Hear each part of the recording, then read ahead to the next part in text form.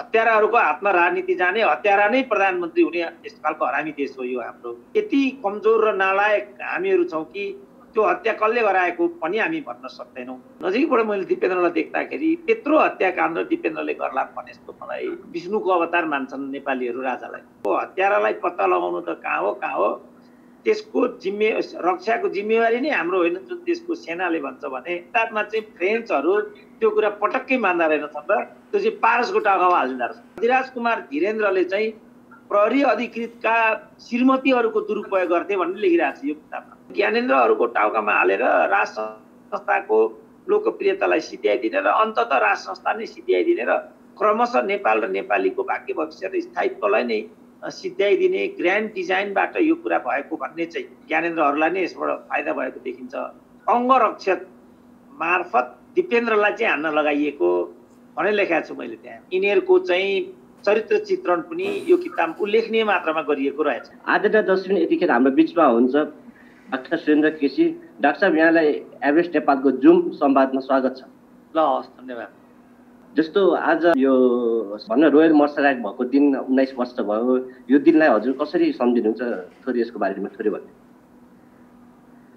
यो त दुखान्त हो, किनभने यो राष्ट्र निर्माणकर्ताको वंशज जो 11औं पुस्तामा चल्दै थियो र राजा वीरेन्द्र 11औं पुस्ताका राजाको रूपमा थिए र उनको छवि पनि अन्य राजाको तुलनामा उदारवादी नै थियो।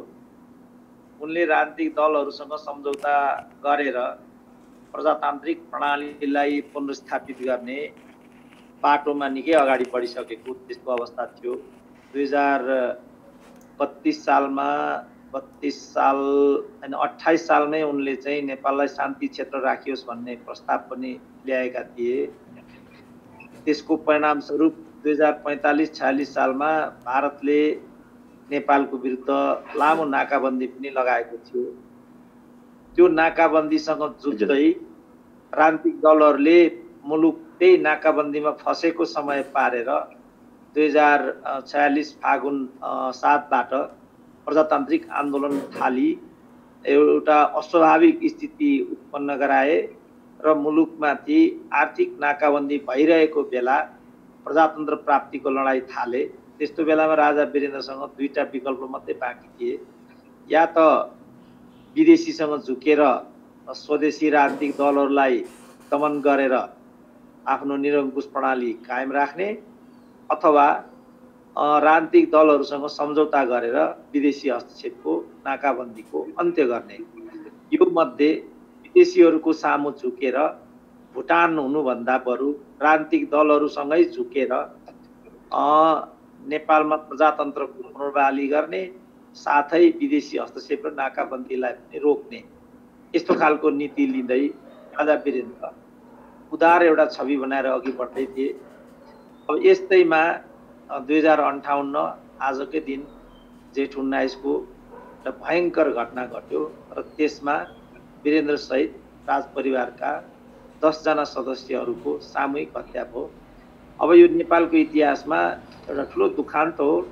देश यता पटक पटक नेपाली जनताले कुनै न कुनै रूपमा राज संस्थालाई र खास गरेर राजा वीरेन्द्रलाई सम्झने गरेका छन्। म पनि त्यसैको वरिपरि आजको दिनलाई, आजको दुर्घटनालाई सम्झने गर्छु। जस्तो डाक्टर साहब, जस्तो यो 19 वर्ष भयो, यो आजको यो झन्नै वीरेन्द्रप्रति एकदम अब यो हुन्छ नि एकदम सम्झिने फोटोहरू पोस्ट गर्ने अथवा राजा वीरेन्द्रप्रति आस्था जाग्ने, यो चाहिँ खास के को कारणले जस्तो लाग्छ उहाँको? अलिकति थोरै, किनभने हजुर त उहाँलाई पनि नजिकबाट चिनेको व्यक्ति होइन, यसको होइन। अब मुख्यतः राजा वीरेन्द्रलाई सबैले भलाद्मी भनेका छन् र उनको एउटा बिग्रदो छवि पनि नेपाली जनमानसमा थिएन। परिवारका सदस्यभित्र पनि एउटा उदार छवि नै थियो वीरेन्द्रको, अनि अन्तर्राष्ट्रिय रूपमा पनि उनको छवि उदार नै थियो र कसैले पनि आफ्नो स्वार्थको लागि विदेशीहरूसँग झुक्ने, मोलतोल गर्ने यस्तो राजाको रूपमा वीरेन्द्रलाई कसैले पनि लिएको थिएन। अब अहिले पछिल्लो कालमा चाहिँ राजा वीरेन्द्रसँग निकट भएर काम गर्ने उनका सैनिक सहायकहरू राजनीतिक सहायकहरूका एकपछि अर्को पुस्तक र संस्मरणहरू पनि बजारमा आइरहेका छन्। तिनीहरूले पनि राजा वीरेन्द्र एकदम भलात्मी राजा रहेको, रानीको ठुलो दबाव उनको व्यक्तित्वमाथि पर्ने गरेको, राज परिवारका अन्य सदस्यहरूले पनि यदाकदा राजा वीरेन्द्रलाई दुःख दिने गरेको, राम्रा नराम्रा काम गरेर राज संस्थाको छवि बिगार्ने यस्तो खालको काम गर्दा त्यहाँ पनि राजाले चाहिँ प्रतिरोध गर्नु परेको, यी सबै कुराहरू बाहिर ल्याएपछि राजा वीरेन्द्र प्रतिका सहानुभूति बढेका हुन्। मुख्य रूपमा चाहिँ के भने उनी पढे लेखाका राजा नै थिए। उनले इटन कलेजमा पढेका थिए। म केही वर्ष अगाडि लन्डन जाँदाखेरि उनले पढेको इटन कलेज पनि कस्तो रहेछ भनेर पुगेको थिएँ। साथै टोकियो युनिभर्सिटी पढे, हार्वर्ड युनिभर्सिटी पढे। अहिले भर्खरै मैले एउटा किताब, त्यो किताब चाहिँ दर्शकहरूको लागि पनि चाखलाग्दो हुन्छ होला, म त्यसको अनुहार देखाउँछु। देखाइदियो डाक्टर साहब, आज त्यो पुस्तक सार्वजनिक गरिदिनु। यो किताब मैले यो लकडाउनको मौका पारेर मैले त्यो किताब पढेँ। त्यो किताब चाहिँ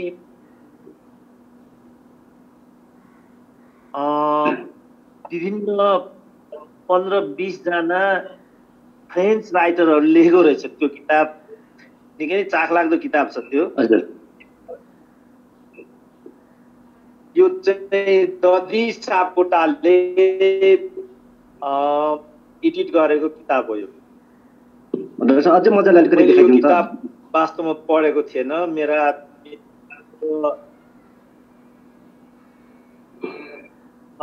यो किताब त्यो नेपाल फ्रान्सेली अनुभव भन्ने यो किताबको नाम छ र यसका सम्पादक चाहिँ दधी सापकोटा रहेछन्। मैले यिनको नाम पनि सुनेको थिएन। यो त मैले रत्न पुस्तक भण्डारमा देखेको थिएँ, तर मैले यो किताबको पढेको पनि थिइनँ। अब अहिले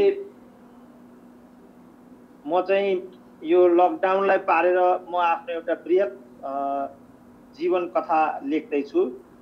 मेरो जीवन कथा लेख्ने क्रममा मेरा एकजना हरि गौतम भन्ने पुस्तक व्यवसायी पनि हुन् र लेख्ने पढ्ने चिन्तन गर्ने पनि व्यक्ति हुन्। उनले चाहिँ तपाईले यो किताब पढ्नु भएको छ कि छैन भनेर सोधेपछि मैले यो किताब पढेको थिइनँ। अनि एकजना मिडिया कर्मीलाई नै, भाइलाई नै लिएर चाहिँ म बाइकमा चढेर कीर्तिपुर पुगेँ यो किताब लिनको लागि। यो किताबमा जम्मा 29 जना फ्रेन्च नागरिकहरूले लेखेका राजा महेन्द्रकै पालादेखिका संस्मरणहरू छन् यो किताबमा। यो किताब पढ्दाखेरि फेरि एकपल्ट नेपाल राष्ट्र निर्माणमा राज संस्थाको योगदानलाई फेरि एकपल्ट जगैदेखि हेरेँ। ठुला फ्रेन्च विद्वानहरू विभिन्न क्षेत्रका, कृषि क्षेत्रका, पशु क्षेत्रका, हवाई क्षेत्रका, यी फ्रेन्चहरूले नै वास्तवमा नेपालमा यो हेलिकप्टर सेवा प्रादुर्भाव गराएका र उनीहरूले नै यहाँका पाइलटहरूलाई सिकाएको रहेछ। त्यो कुरा पनि मलाई थाहा छ। उनीहरूले नै राजा वीरेन्द्रलाई पनि यो पाइलटिङ सिकाएका रहेछन्। त्यो गर्दाखेरि नेपाल यो राज परिवारभित्रका अधिराज कुमारहरूको, युवराजहरूको, त्यति बेला वीरेन्द्र युवराज नै थिए, दिपेन्द्रको जन्मै भएको थिएन। अधिराज कुमार ज्ञानेन्द्र, यिनीहरूको चाहिँ चरित्र चित्रण पनि यो किताब उल्लेखनीय मात्रामा गरिएको रहेछ। मलाई अचम्म लाग्यो के भनेदेखि राजा वीरेन्द्रसँग चाहिँ उनीहरूको पारिवारिक सम्बन्ध रहेछ राजा वीरेन्द्रसँग। र राजा वीरेन्द्र फ्रान्समा जाँदाखेरि यिनीहरूमध्ये एकजना जसले चाहिँ यसमा आफ्नो आलेख दिएका छन्, तिनको घरमा बस्ने गरेको रहेछ राजा वीरेन्द्रले। र तिनको घरमा जुन कोठामा राजा वीरेन्द्रलाई सुताइने गरेको रहेछ, त्यो कोठालाई अहिलेसम्म पनि अलग रूपमा सुरक्षित म्युजियम जस्तो गरेर राखेको रहेछ तिनीहरू। म छक्क परेँ, किनभने यस्तो कुरा मैले नेपालको सन्दर्भमा, राजाहरूको सन्दर्भमा सुनेको थिएँ। खास गरी राजा वीरेन्द्र, महेन्द्र, यिनीहरू चाहिँ राति राति आफूलाई मन परेका भारदारहरूको घरमा जस्तो यदुना खनाल भयो यस्ता यस्ता ठुल्ठुला त्यति बेलाका राजालाई राम्रोसँग सहयोग गर्ने परिवारहरू अरू अरू परिवारहरूकोमा पनि कुनै गुप्त रूपमा राजा त्यहाँ जाने र राजाहरू जुन घरमा गएका हुन्थे र जुन कोठामा जुन कुर्सीमा बसेका हुन्थे त्यो कुर्सीलाई चाहिँ तिनीहरूले सुरक्षित राख्ने गरेको छ अरे भनेर मैले सुन्ने गर्थेँ। किनभने नेपालीहरू त राजालाई देवताको प्रतीक विष्णुको अवतार मान्छन् नेपालीहरू राजालाई। त्यसकारण राजाको विष्णु अवतारको पवित्रतालाई मध्यनजर गरेर भन्नुभयो जहाँ राजा गएर बसेका हुन्थे ती कोठाहरू ती कुर्सीहरूलाई चाहिँ सुरक्षित राख्छन् अरे भन्ने मैले सुनेको थिएँ। म त सानैदेखि अलिकति वामपन्थी रुझानको पार्टीसँग जोडिएर आएको हुनाले राज संस्थाप्रति मेरो त्यस्तो दृष्टिकोण कहिले पनि उच्च रहँदैन थियो। किनभने निरङ्कुशताको एउटा प्रतीक, किनभने गाउँ गाउँमा पुलिसहरूले सताएको, प्रशासनले सताएको, ठुला ठालीहरूले सताएको यो कुरा मैले देखेपछि यो चाहिँ मानव स्वभावको प्रतिकूल हुन्छ। यो राज संस्था भन्ने कुरा मानिसको लागि ग्राह्य कुरा हुन सक्दैन भन्ने स्कुल अफ थटबाट हुर्केको केटो थिएँ म। त्यसकारण राज संस्थाप्रति मेरो कुनै किसिमको अनुराग कुनै किसिमको यस्तो केही पनि थिएन। तर म यस्ता कुराहरू चाहिँ सुन्थेँ, यिनीहरूले के भनेको होला भन्ने जस्तो लाग्थ्यो। यो किताब पढिसकेपछि दुईटा कुरा मैले राज संस्थाको हकमा फेरि एकचोटि अनुभूत गरेँ। एउटा कुरा त के भने उनीहरूले कसरी नस नस केलाएर साना साना कुराहरूलाई पनि केलाएर नेपाल राष्ट्र र नेपाली जनताको अभिवृद्धि, यहाँको विकास, यहाँको निर्माण, यहाँको औद्योगिकरण, यहाँको कृषिकरण इत्यादिमा त्यो ज्ञान र त्यो सिपलाई कसरी समर्पित गराएका थिए भन्ने मलाई एउटा यो फेरि एकपल्ट अनुभूति भयो। अर्को, नेपालको राज संस्थालाई नेपालीले होइन विदेशीहरूले चाहिँ कति मिहिन ढङ्गले हेरेका रहेछन् भन्ने चेत पनि मलाई चाहिँ यो किताबले दियो। हुन चाहिँ मेरो आफ्नो जीवन कथा लेख्ने क्रममा, किनभने मैले चाहिँ आफ्नो जीवन कथाको ठुलो अंश अहिले लेखिसकेँ, केही नभए 400 पेज भन्दा बढी मैले लेखिसकेँ। अब 100 पेज मैले यसमा लेख्न बाँकी छ र मैले 13-14वटा विश्वका 13-14वटा मुलुकहरू चाहिँ भ्रमण गरेको छु। त्यो भ्रमण गर्ने क्रममा म छु भनेपछि मेरा मित्र हरि गौतमले के भन्नु भने खाली भ्रमण गरेको आएको गएको मात्रै विवरण दिनुको त्यत्रो अर्थ हुँदैन। मान्छेले कसरी अर्काको देशको भ्रमणलाई आफ्नो अक्षरमा उतार्दा रहेछन् त्यो अनुभव लिनुपर्छ। त्यसका लागि यो किताब चाहिँ एकदमै उपयुक्त छ भनेपछि वास्तवमा म यो किताब पढेँ। यो किताब पढ्दाखेरि आज वीरेन्द्रको हत्याकाण्डको दिन पनि भएको हुनाले उनीहरूले यो वीरेन्द्र हत्याकाण्डको बारेमा जसरी नेपालको राज्य सत्ताले चाहिँ दिपेन्द्रको टाउकामा हालेर दिपेन्द्र नै हत्यारा हुन् र देवयानी काण्डसँग जोडेर दिपेन्द्रले आफ्नो प्रेममा आएको व्यवधानबाट सहन नसकेर वीरेन्द्र पिता माता लगायत सबै परिवारको हत्या गरेर आफ्नो पनि आत्महत्या गरेको भन्ने रिपोर्ट देखाए। तर यो किताबमा चाहिँ फ्रेन्चहरू त्यो कुरा पटक्कै मान्दा रहेनछन् र त्यो चाहिँ पारसको टाउकामा हालिदिँदो रहेछ। युवराज पारसको टाउकामा हालेका अहिले किताबले चाहिँ त्यो टाउकामा हाल्दो रहेछ। अरूहरूको पनि मैले सुनेको थिएँ। सबैले नै दिपेन्द्रमाथि को आरोप अस्वीकार गर्ने या त चाहिँ ज्ञानेन्द्रलाई भन्ने, पारसलाई भन्ने, अरूहरूलाई भन्ने यो कुरा त हामी सर्वत्र सुनि नै रहेका थियौँ। तर हामीसँग यसको लागि तथ्य तथ्याङ्क केही पनि थिएन। खालि वीरेन्द्रको वंश विनाश भएपछि एउटा परिवार मात्रै बाँच्यो, त्यो चाहिँ ज्ञानेन्द्रको थियो र एकजना परिवारलाई मात्रै फाइदा भयो, त्यो चाहिँ ज्ञानेन्द्रको परिवारलाई नै फाइदा भयो। उनी आफै राजा भए, उनका छोरा युवराज भए, अरू कुरा भयो। तर पछि उनले त्यसलाई चाहिँ सम्हाल्न सकेनन्। त्यसपछि नेपालबाट राज संस्था नै गयो। नेपालबाट राज संस्था गएको र नेपालका राजनीतिक दलहरूले चाहिँ राज्य व्यवस्थालाई ठिकसँग व्यवस्थापन गर्न नसकेर नेपालीहरूलाई एउटा आहत र अप्ठ्यारोमा पारेको सन्दर्भमा पनि नेपालीहरू राज संस्थालाई खास गरी राजा वीरेन्द्रलाई सम्झने गर्छन् र आज राजा वीरेन्द्रकै दुःखद हत्याको दिन भएको हुनाले यो खालको विचार विमर्श गर्नु स्वाभाविक पनि हुन्छ। त यी सबै कुराहरू चाहिँ आउने गर्छन्। अब यो सन्दर्भमा नै मानिसहरूले राजा वीरेन्द्रलाई सम्झिने गरेका हुन् र अनेक जोडकोणबाट जति समय बित्दै जान्छ मानिसहरू ती राजा वीरेन्द्रलाई चाहिँ सम्झिरहन्छन्। अब तिनीहरू राजा वीरेन्द्र की धर्मपत्नी रानी ऐश्वर्यको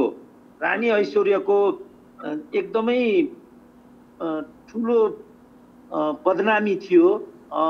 त्यो दुईटा राजा राज संस्था जाने सन्दर्भमा ती कुराहरू पनि जोडिन्छन्। एउटा किताब छ, यो किताब चाहिँ अच्युत कृष्ण खरेलले लेखेको हो। हजुर हजुर। प्रहरीका पूर्व प्रहरी महानिरीक्षक यिनले चाहिँ के लेखेको छ भने प्रहरीहरूको पदोन्नतिमा चाहिँ राजा धीरेन्द्र युवराज अधिराज कुमार धीरेन्द्रले चाहिँ प्रहरी अधिकृतका श्रीमतीहरूको दुरुपयोग गर्थे भन्ने लेखिरहेको छ यो किताबमा। त्यो किताबले त्यो उल्लेख गरिएको छ। यो किताबमा त्यो कुरा उल्लेख गरिरहेछ हैन। अब यो कुरा उल्लेख गरिरहेछ मतलब युवराज मतलब अधिराज कुमारहरूको गलत व्यवहारले पनि राज संस्था अलोकप्रिय हुँदै गयो भन्ने यो तर्क हो। त्यही बेला चाहिँ यस्तै प्रकरणले गर्दाखेरि अधिराज कुमार धीरेन्द्रले चाहिँ आफ्नो अधिराज कुमारको सम्पूर्ण पदवी र सुविधा नै त्यागेर विदेशै गए उनी। पछिबाट यही वीरेन्द्रै काण्डमा उनी पनि दिवंगत भए। अनि यो राजदरबार भन्ने एउटा किताब छ फेरि, यो चाहिँ ऋषि कुमार पाण्डे भन्ने राजाका सैनिक सचिव, वीरेन्द्रकै सैनिक सचिव, यिनले एउटा कुरा के लेखेको छ भनेदेखि 5 वटी दुष्ट महिलाहरूको बारेमा यिनले यहाँ उल्लेख गरेको छ। ती 5 वटी दुष्ट महिलाहरू मध्येमा 1 नम्बरमा चाहिँ रानी ऐश्वर्या नै छिन्। त्यस्तै गरी हिसिला यमीको नाम पनि लिएको छ, सुजाता कोइरालाको नाम पनि लिएको छ, आरजु देउपाको नाम पनि लिएको छ, नोना कोइरालाको नाम पनि लिएको छ। एकदम दुष्ट महिलाहरू हुन्। यी महिलाहरूको कारणले नेपाल र नेपालीले धेरै दुःख पाए भन्ने किसिमको कुरा यस किताबमा छ। मैले भन्न खोजेको कुरा चाहिँ के भने किनभने यिनी चाहिँ ऋषि कुमार पाण्डे भन्ने हुन्, यिनी राजाका सैनिक सचिव पनि हुन्। यिनले लेखेको कुरा अलिकति आधिकारिक पनि हुन्छ। अब रुक्माङ्गदको कुरा पनि पूर्व सेनापतिको किताब पनि थियो, त्यो किताब मसँग यहाँ नभएको हुनाले र डिटेल त्यसमा मैले जान सकिनँ।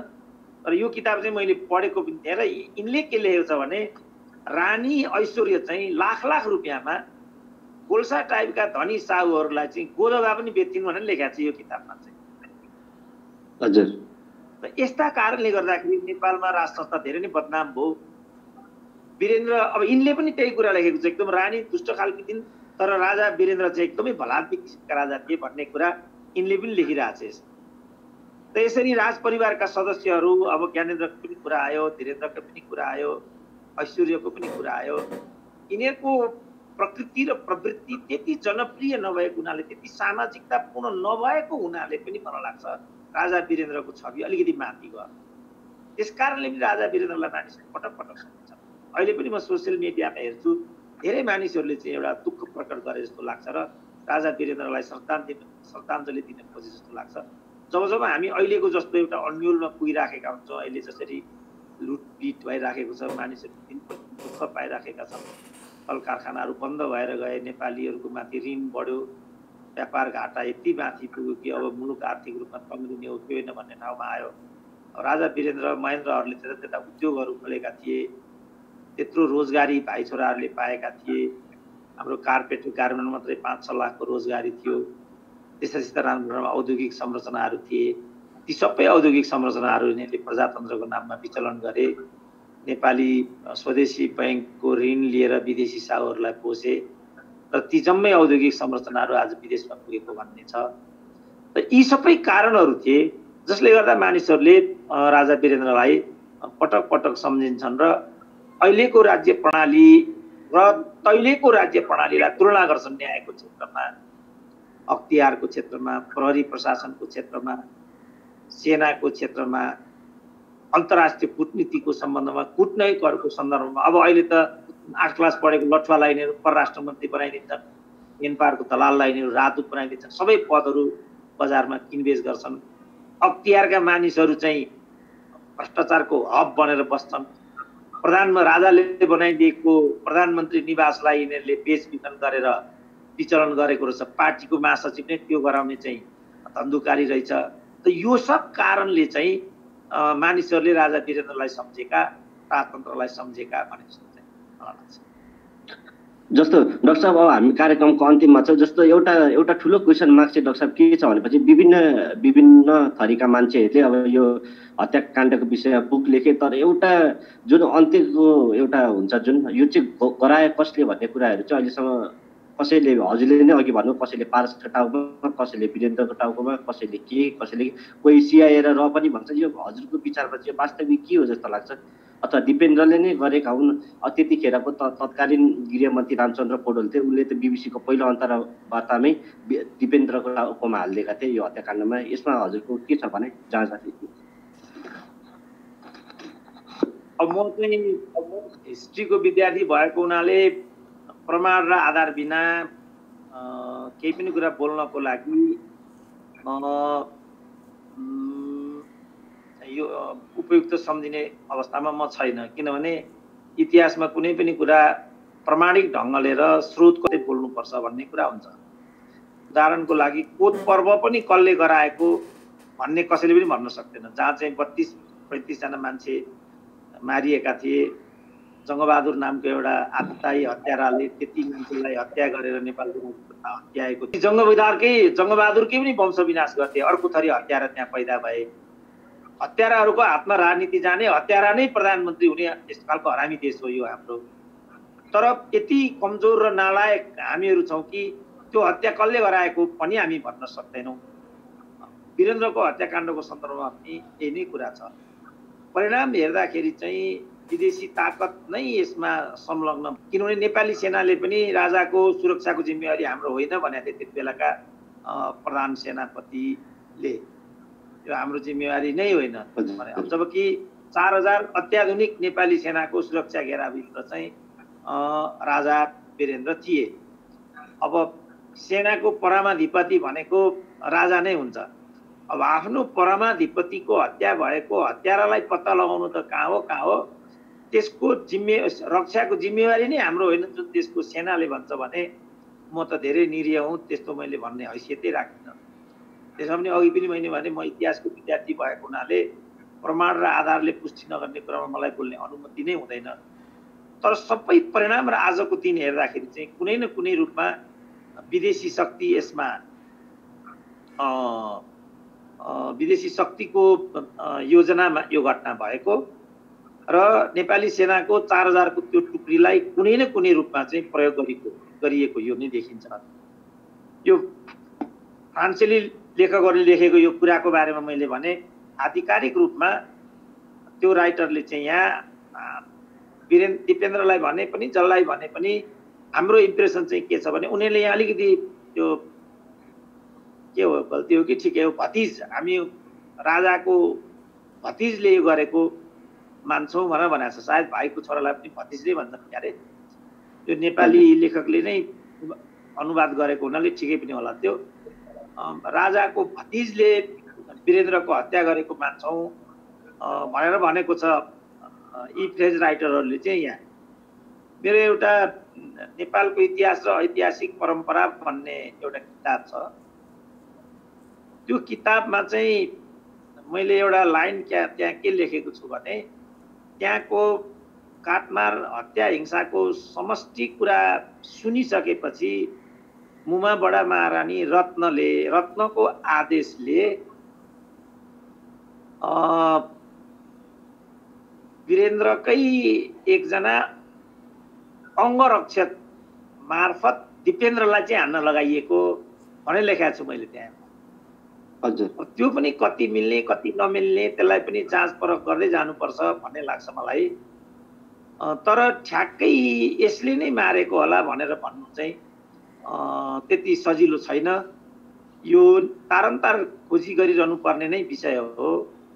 अघि मैले भने परिणामको हिसाबले यसको जिम्मेवारी धेरै हदसम्म ज्ञानेन्द्र र पारसतिर फर्किन्छ परिणामको हिसाबले चाहिँ। किनभने त्यसपछि अघि पनि मैले भने पारस र ज्ञानेन्द्रहरूलाई नै यसबाट फाइदा भएको देखिन्छ। तर समष्टिमा चाहिँ त्यसपछि ज्ञानेन्द्रहरूलाई नै लखेट्ने कुरा भयो। त्यसपछि यो ज्ञानेन्द्रहरूको टाउकामा हालेर राजसँग संस्थाको लोकप्रियतालाई सिध्याइदिने र अन्ततः राज संस्था नै सिध्याइदिने र क्रमशः नेपाल र नेपालीको भाग्य भविष्य र स्थायित्वलाई नै सिध्याइदिने ग्रान्ड डिजाइनबाट यो कुरा भएको भन्ने चाहिँ परिणामहरूले तारन्तार देखाइ नै रहेका छन्। त्यसकारण यसको छिर्का मिर्काको मात्रै आकलन गर्ने, अनुमान अन्दाजा गरेर अपराधीलाई अलिकति सङ्केत मात्रै गर्ने हैसियतमा र अवस्थामा हामीहरू छौँ। ठ्याक्कै यो हत्या यसले नै गराएको होला। अब कसैले र भन्छन्, कसैले सिआइए भन्छन्, कसैले फलानु भन्छन्। अब म त एउटा इतिहासको आधिकारिक विद्यार्थी भएको हुनाले अब आधिकारिक स्रोतको अभावमा मलाई भन्न एकदमै गाह्रो हुन्छ। तर जति कुरा मैले भने यसैको पेरिफेरीबाट यो वंश विनाश भएको छ र यही पेरिफेरीबाट हत्याराहरूको खोजी गर्न सक्दा हत्याराहरूलाई अगाडि ल्याउन सकिन्छ। तर विगत कोत पर्व लगायतका हत्याकाण्डहरू हेर्दाखेरि, किनभने अरू पनि कयौँ हत्याकाण्ड छन् यहाँ, कतिले त मदन भण्डारीकै पनि हत्याकाण्ड हो भनेर लगाइदिएका छन्।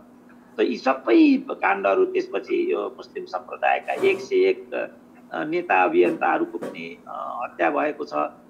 त यो सब हेर्दाखेरि चाहिँ हत्याको श्रृङ्खला हाम्रो देशमा चलि नै आएको छ। हत्याराहरू पत्ता लगाउनतर्फ चाहिँ हामीहरू चाहिँ चुकिरहेका छौँ।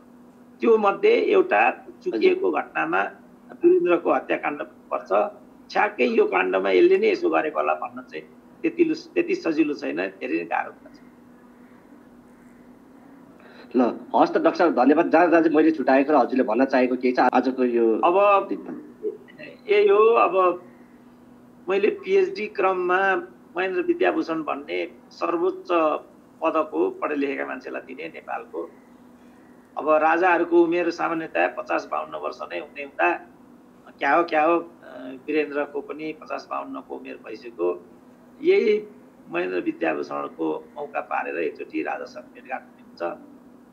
महेन्द्र विद्याभूषण पदवीको लागि मैले पनि फारम भरेँ, किनभने त्योभन्दा अगाडि मैले यस्तो फारम भर्ने, यो गाउन लगाउने, फोटो खिच्ने, म यस्तो केही पनि गरिदिन्थेँ। अनि त्यो अनुसार मैले महेन्द्र विद्याभूषणको लागि फारम भरेँ। दुर्भाग्य त्यही बेला राजा वीरेन्द्रलाई पहिलोचोटि चाहिँ हार्ट एट्याक गएर उनी लन्डन गए।